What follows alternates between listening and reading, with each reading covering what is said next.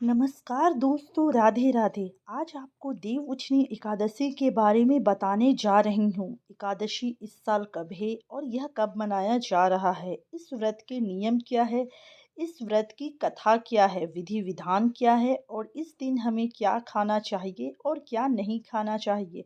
Video में पूरी जानकारी दी हुई है। वीडियो को अंत तक ज़रूर देखें। वीडियो पसंद आए तो वीडियो को लाइक और चैनल को सब्सक्राइब ज़रूर कीजिए। कमेंट बॉक्स में राधे राधे ज़रूर लिखिए। तो चलिए दोस्तों, बिना देरी किए हुए वीडियो की शुरुआत करती हूँ और आपको बताती हूँ इस बारे में देव उठनी एकादशी कब और किस तारीख को है। हर साल कार्तिक माह की शुक्ल पक्ष की एकादशी तिथि को देव उठनी एकादशी का पर्व मनाया जाता है। ऐसी मान्यता है कि भगवान विष्णु आषाढ़ शुक्ल एकादशी को 4 माह के लिए सो जाते हैं, फिर पुनः कार्तिक शुक्ल एकादशी को जागते हैं। इन 4 महीनों में देव शयन के कारण समस्त मांगलिक कार्य वर्जित होते हैं। हर साल कार्तिक माह की शुक्ल पक्ष की एकादशी तिथि को देव उठनी एकादशी का पर्व मनाया जाता है। ऐसी मान्यता है कि भगवान विष्णु आषाढ़ शुक्ल एकादशी को 4 माह के लिए सो जाते हैं, फिर पुनः कार्तिक शुक्ल एकादशी को जागते हैं। इन 4 महीनों में देव शयन के कारण समस्त मांगलिक कार्य वर्जित हो जाते हैं। भगवान विष्णु के जागने के बाद ही कोई भी मांगलिक कार्य संपन्न हो पाता है। देव जागरण या उत्थान होने के कारण इसको देवो उत्थान एकादशी भी कहते हैं।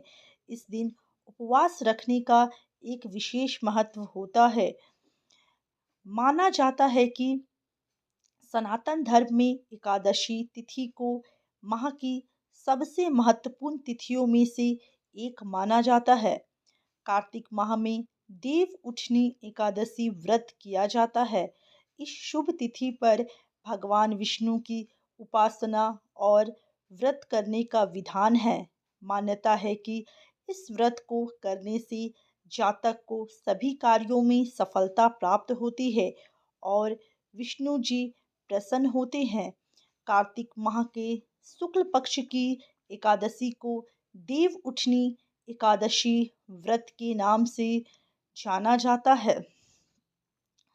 इस दिन जगत के पालनहार भगवान विष्णु और माँ लक्ष्मी की पूजा अर्चना की जाती है। साथ ही प्रिय चीज़ों का भोग लगाया जाता है। सभी एकादशी तिथि में से देव उठनी एकादशी को बहुत ही महत्वपूर्ण माना जाता है। मान्यता है कि इस दिन सच्चे मन से उपासना करने से साधक को विष्णु जी का आशीर्वाद प्राप्त होता है और घर में सुख समृद्धि का भी वास रहता है।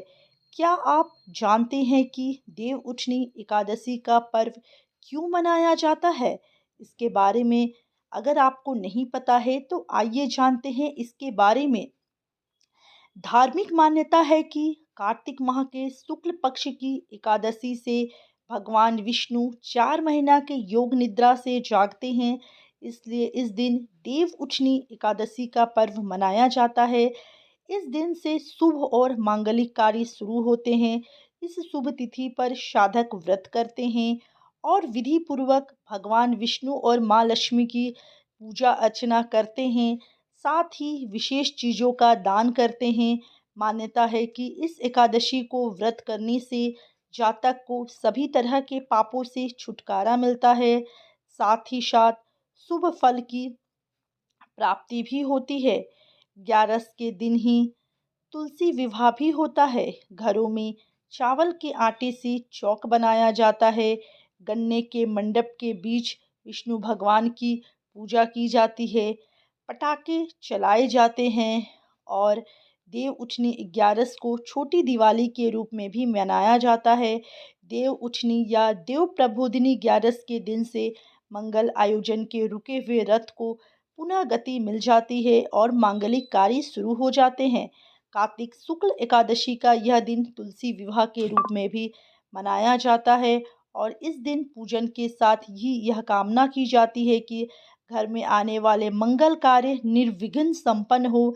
तुलसी का पौधा चूंकि पर्यावरण तथा प्रकृति का भी घोतक है, अतः इस दिन यह संदेश भी दिया जाता है कि औषधीय पौधे तुलसी की तरह सभी में हरियाली एवं स्वास्थ्य के प्रति सजगता का प्रसार हो। इस दिन तुलसी के पौधों का दान भी किया जाता है। 4 महीनों के शयन के पश्चात जागे भगवान विष्णु इस अवसर पर शुभ कार्य के पुनः आरंभ करने की आज्ञा दे देते हैं। भारतीय पंचांग के अनुसार एकादशी की तिथि का महत्व यूं भी बहुत है, अतः इस दिन को विशेष पूजा अर्चना के साथ मनाया जाता है। इस दिन से विवाह के अतिरिक्त उपनयन, गृह प्रवेश आदि अनेक मंगल कार्यों को संपन्न करने की शुरुआत कर दी जाती है। इस दिन पूजन के साथ व्रत रखने को भी बड़ा महत्व दिया जाता है। महिलाएं इस दिन आंगन में गेरू तथा खड़ी से मांडरे सजाती है और तुलसी विवाह के साथ ही गीत एवं भजन आदि के साथ सभी उत्साह को खुशी और उल्लास के साथ मनाते हैं। देव उठनी एकादशी के दिन तामसिक भोजन का सेवन ना करें। इस दिन चावल का सेवन भूल कर भी ना करना चाहिए। तुलसी के पत्ते को ना तोड़े, क्योंकि माँ लक्ष्मी एकादशी का व्रत रखती है। व्रत के दौरान तुलसी के पत्ते तोड़ने से व्रत खंडित होता है। देव उठनी एकादशी व्रत की पूजा विधि: इस दिन घर की ठीक से साफ सफाई करें और आंगन में या फिर पूजा घर के बाहर भगवान के चरणों की आकृति बना ले। घर में ओखली पर गेरू से भगवान विष्णु का चित्र बना ले। इस चित्र पर मिठाई, फल, सिंघाड़े, गन्ना और आंवला अर्पित करें और भगवान विष्णु की पूजा करें। आरती करके पूजा संपन्न करें। शालिग्राम जी को पंचामृत से स्नान कराने के बाद उन्हें पीला वस्त्र पहनाएं। अब तुलसी माता, शालिग्राम और मंडप को दूध में भिगोकर हल्दी का लेप लगाएं। अब पूजन की सभी सामग्री अर्पित करें, जैसे कि फूल, फल इत्यादि। अब कोई पुरुष शालिग्राम की चौकी सहित गोद में उठाकर तुलसी की 7 बार परिक्रमा करवाएं। देव उठनी एकादशी के दिन यह चीज़ें खाई जा सकती है। फल, चीनी, कुट्टू, आलू, साबूदाना, शकरकंद, जैतून, नारियल, दूध, बादाम। इस दिन चावल खाने से बचना चाहिए। साथ ही तामसिक चीज़ें जैसे कि मांस, मदिरा, लहसुन, प्याज और मसूर की दाल का सेवन नहीं करना चाहिए। इस दिन सादा नमक भी नहीं खाना चाहिए, बल्कि सेंधा नमक का इस्तेमाल करना चाहिए। देव उठनी एकादशी के दिन यह काम नहीं करने चाहिए। किसी दूसरे के द्वारा दिया गया भोजन नहीं करना चाहिए। मन में किसी के प्रति विकार नहीं उत्पन्न करना चाहिए। गोभी, पालक, सलजम आदि का सेवन नहीं करना चाहिए। बिस्तर पर नहीं सोना चाहिए। बाल और नाखून नहीं कटवाने चाहिए। कम से कम बोलने की कोशिश करनी चाहिए। किसी की को कड़वी बातें नहीं बोलनी चाहिए। किसी की चुगली चपाटी नहीं करनी चाहिए। मन को भगवान के प्रति लीन रखना चाहिए। धार्मिक ग्रंथों में यह एकादशी बहुत महत्व की मानी गई है। यहाँ पाठकों की खास तौर पर प्रस्तुत है देव उठनी एकादशी की व्रत कथा तथा अन्य 3 पौराणिक कहानियाँ। ओम नमो वासुदेवाय नमः। देव उठनी एकादशी की कथा के अनुसार एक राजा के राज्य में सभी लोग एकादशी का व्रत रखते थे। प्रजा तथा नौकर चाकरों से लेकर पशुओं तक को एकादशी के दिन अन्न नहीं दिया जाता था।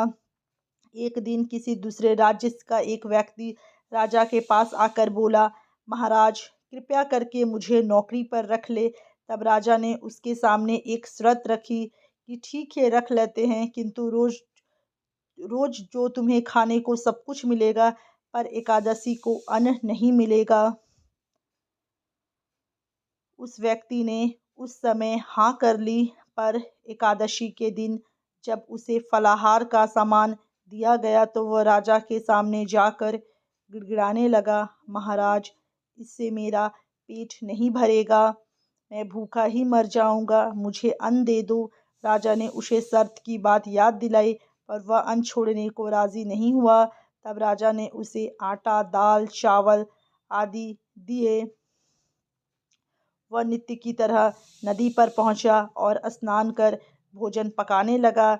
जब भोजन बन गया तो वह भगवान को बुलाने लगा, आओ भगवान, भोजन तैयार है। उसके बुलाने पर पीताम्बर धारण किए हुए भगवान चतुर्भुज रूप में आ पहुँचे तथा प्रेम से उसके साथ भोजन करने लगे। भोजन आदि करके भगवान अंतर्ध्यान हो गए तथा वह अपने काम पर चला गया। 15 दिन बाद अगली एकादशी को वह राजा से कहने लगा कि महाराज, मुझे दुगना सामान दीजिए। उस दिन तो मैं भूखा ही रह गया। राजा ने कारण पूछा तो उसने बताया कि हमारे साथ भगवान भी खाते हैं, इसलिए हम दोनों के लिए यह सामान पूरा नहीं होता है। यह सुनकर राजा को बड़ा आश्चर्य हुआ। वह बोला, मैं नहीं मान सकता कि भगवान तुम्हारे साथ खाते हैं। मैं तो इतना व्रत रखता हूँ, पूजा करता हूँ, पर भगवान ने मुझे कभी दर्शन नहीं दिए हैं।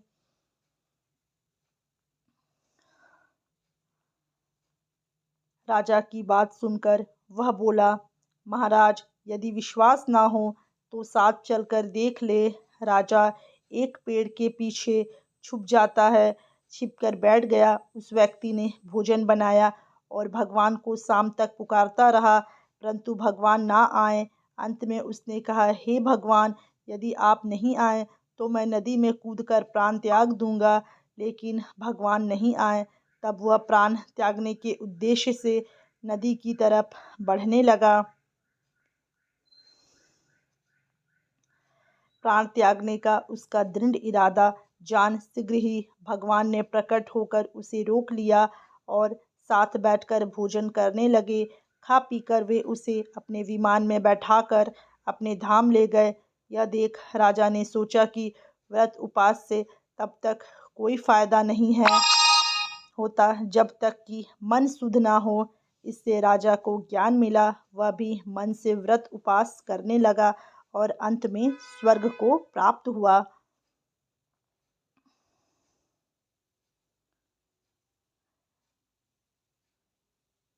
दूसरा कथा, भगवान श्री कृष्ण की पत्नी सत्यभामा को अपने रूप पर बड़ा गर्व था। वे सोचती थी कि रूपवती होने के कारण ही श्री कृष्ण उनसे अधिक स्नेह रखते हैं। एक दिन जब नारद जी उधर गए तो सत्यभामा ने कहा कि आप मुझे आशीर्वाद दीजिए कि अगले जन्म में मैं भी भगवान श्री कृष्ण ही मुझे पति के रूप में प्राप्त हो। नारद जी बोले, नियम यह है कि यदि यदि मैंने इन्हें दान किया तो मैं उबार भी लूंगी। यह कहकर उन्होंने अपने सारे आभूषण चढ़ा दिए, पर पलड़ा नहीं हिला। वे बड़ी लज्जित हुई। सारा समाचार जब रुक्मणी जी ने सुना तो वे तुलसी पूजन करके उसकी पत्ती ले आई। उस पत्ती को पलड़े पर रखते ही तुला का वजन बराबर हो गया। नारद तुलसी दल लेकर स्वर्ग को चले गए। रुक्मणी श्री कृष्ण की पटरानी थी। तुलसी के वरदान के कारण ही वे अपनी एवं अन्य रानियों के सौभाग्य की रक्षा कर सकी। तब से तुलसी का यह पूज्य पद प्राप्त हो गया कि श्री कृष्ण उसे सदा अपने मस्तक पर धारण करते हैं। एकादशी को तुलसी जी का विशेष व्रत एवं पूजन किया जाता है। दूसरा कथा, एक राजा था। उसके राज्य में प्रजा सुखी थी। एकादशी को कोई भी अन्न नहीं बेचता था, सभी फलाहार करते थे। एक बार भगवान ने राजा की परीक्षा लेनी चाहिए। भगवान ने एक सुंदरी का रूप धारण किया तथा सड़क पर बैठ गए। तभी राजा उधर से निकला और सुंदरी को देखकर चकित रह गया। उसने पूछा, हे सुंदरी, तुम कौन हो और इस तरह यहाँ क्यों बैठी हो? तब सुंदर स्त्री बने भगवान बोले, मैं निराश्रिता हूँ, नगर में मेरा कोई जाना पहचाना नहीं है, किससे सहायता मांगूं? राजा उसके रूप पर मोहित हो गया था। वो बोला, तुम मेरे महल में चलकर मेरी रानी बनकर रहो। सुंदरी बोली, मैं तुम्हारी बात मानूंगी, पर तुम्हें राज्य का अधिकार मुझे सौंपना होगा। राज्य पर मेरा पूर्ण अधिकार होगा। मैं जो भी बनाऊंगी तुम्हें खाना होगा। मैं जो भी बनाऊंगी वह तुम्हें खाना होगा। राजा उसके रूप पर मोहित था, अतः उसने उसकी सभी शर्तें स्वीकार कर ली। अगले दिन एकादशी थी। रानी ने हुक्म दिया कि बाजारों में अन्य दिनों की तरह अन्न बेचा जाए। उसने घर में मांस मछली आदि पकवाएं तथा परोसकर राजा से खाने के लिए कहा। यह देखकर राजा बोला, रानी, आज एकादशी है, मैं तो केवल फलाह फलाहार ही खा करूँगा। तब रानी ने शर्त की याद दिलाई और बोली, या तो खाना खाओ, नहीं तो मैं बड़े राजकुमार का सिर काट लूँगी। राजा ने अपनी स्थिति बड़ी रानी से कही तो बड़ी रानी बोली, महाराज, धर्म ना छोड़े, बड़े राजकुमार का सिर दे। पुत्र तो फिर मिल जाएगा, पर धर्म नहीं मिलेगा।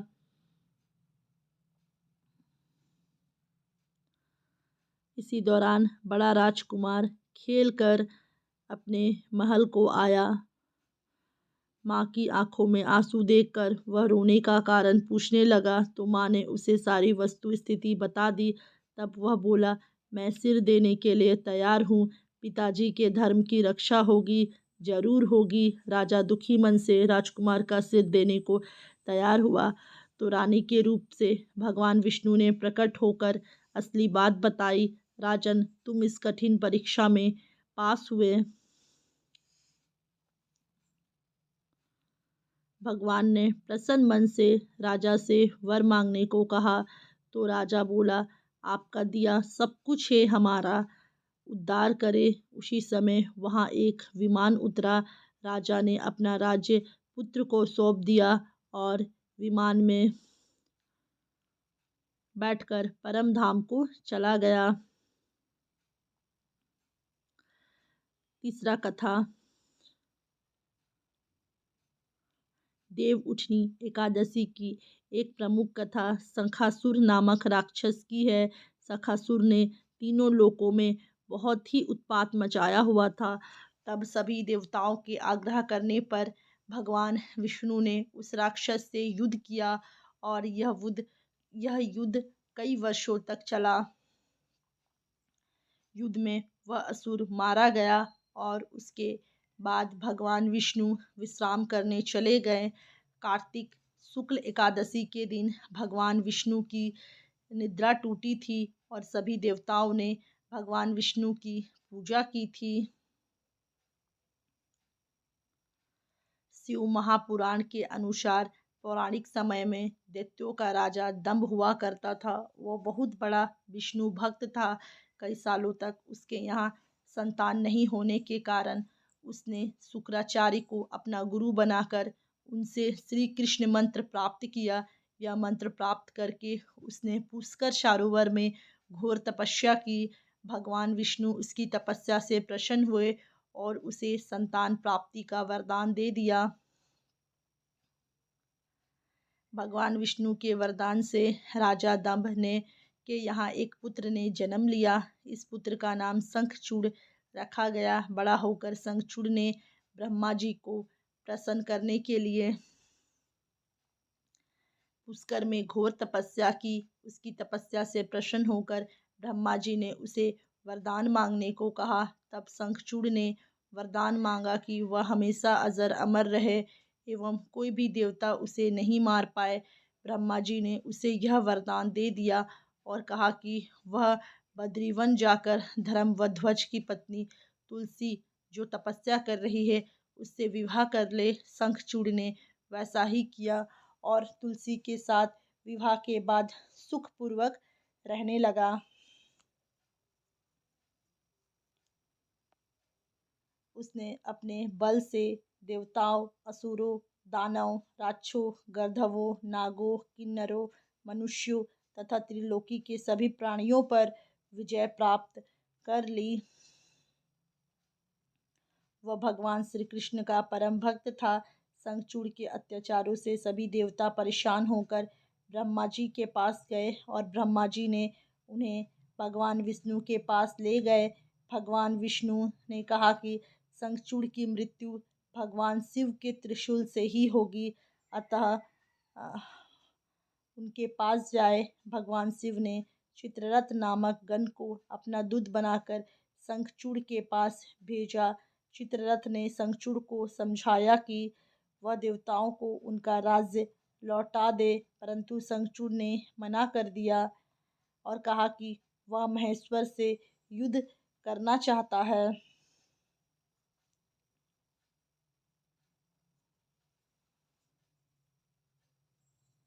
भगवान शिव को जब यह बात पता चली, तब वे युद्ध के लिए अपनी सेना लेकर निकल पड़े।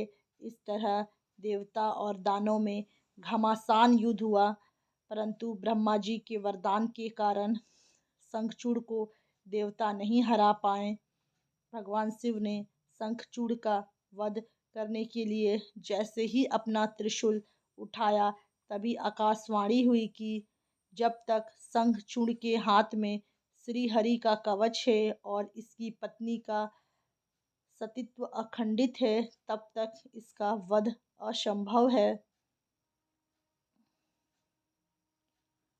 आकाशवाणी सुनकर भगवान विष्णु वृद्ध ब्राह्मण का रूप धारण कर शंखचूड़ के पास गए और उससे श्री हरि कवच दान में मांग लिया। शंखचूड़ ने वह कवच बिना किसी संकोच के दान कर दिया। इसके बाद भगवान विष्णु शंखचूड़ का रूप बनकर तुलसी के पास गए।